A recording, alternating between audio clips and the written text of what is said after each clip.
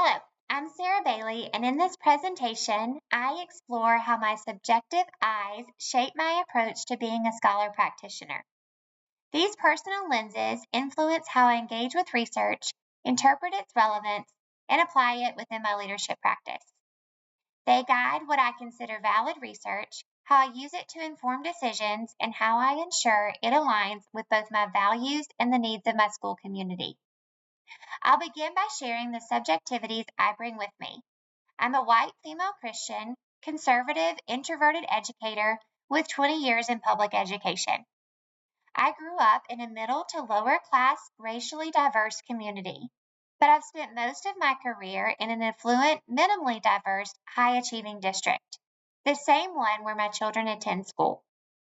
I was a high achieving student, though not without effort. Success always required hard work. My strengths include creating harmony, being a lifelong learner, holding a deep sense of responsibility, developing others, and pursuing daily achievement. These shape how I teach, lead, and study.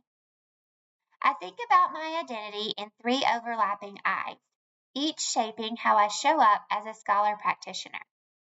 Number one, the grounded leadership I. I lead with duty, moral clarity, and accountability, shaped by my upbringing in a diverse working class community. I believe in doing what's right, even when it's hard. In practice, this means I value research that is transparent, ethically conducted, and tied to real-world outcomes. Work that helps schools and families, not just fills journals. Two, the reflective growth I. I'm a learner and developer. Working in an affluent, less diverse district sharpened my awareness of privilege, access, and inequalities. I reflect on my own assumptions, seek voices that challenge me, and value methods that capture complexity. Qualitative work, case studies, and mixed methods that combine numbers with stories. Number three, the harmonizing achiever I. As an introvert who prizes harmony, I build trust, foster collaboration, and set high expectations. I believe people rise when they feel valued. My achiever drive pushes for measurable improvement rooted in strong relationships. I'm drawn to research that helps teams improve culture, practice, and outcomes. These eyes act as a lens, shaping what I notice, prioritize, and accept as valid evidence. I prefer research that balances rigor with real-world relevance, and I'm willing to engage with findings that challenge my beliefs. They also push me toward collaborative approaches that center stakeholder voice and clear implications. Each subjective I brings both strengths and limitations. My grounded leadership I anchors research in ethics and accountability, but can slip into rigidity and oversimplification. My reflective growth I opens me to multiple perspectives, reducing bias, but can lead to hesitation or reluctance to take a stance. My harmonizing achiever I fosters relationships and actionable outcomes, but can drift into conflict avoidance, glossing over tensions that must surface. To balance these tendencies, I commit to reflexive practices, keeping a journal, seeking peer feedback, considering participant voices, triangulating data, and engaging with scholarship that challenges my assumptions. I will also make my positionality explicit, not to erase bias, but to make it visible and accountable.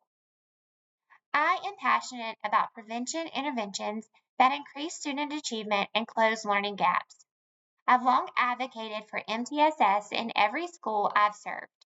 Coupled with my belief in the power of collective efficacy, this led me to my research focus, strengthening collective efficacy through action research, enhancing MTSS implementation in school teams. A guiding question is, how does collective efficacy among teachers influence the fidelity and effectiveness of MTSS implementation? This topic reflects my grounded leadership I through its focus on accountability and ethics, my reflective growth I by integrating assumptions about equity and team dynamics, and my harmonizing achiever I by centering collaboration, trust, and measurable improvement. As I step into my role as a scholar practitioner in training, I recognize that who I am, my values, experiences, strengths, and even my limitations inevitably shapes the way I approach research and leadership. My grounded leadership I anchors me in ethics and responsibility. My reflective growth I pushes me toward openness and continuous learning, and my harmonizing achiever I drives collaboration and results. Together, these identities guide me toward scholarship that is both rigorous and relevant, research that not only informs but transforms practice. By embracing reflexivity, I can acknowledge and navigate my biases while leveraging my strengths to produce work that is honest, ethical, and impactful. My chosen research focus, examining how collective efficacy influences the fidelity and effectiveness of MTSS implementation, reflects this integration of identity and purpose. It is not simply a topic of study, but an extension of my calling as an educator and leader committed to equity, collaboration, and student success. Ultimately, becoming a scholar practitioner is not about separating who I am from what I study, but about weaving the two together to create meaningful, actionable knowledge.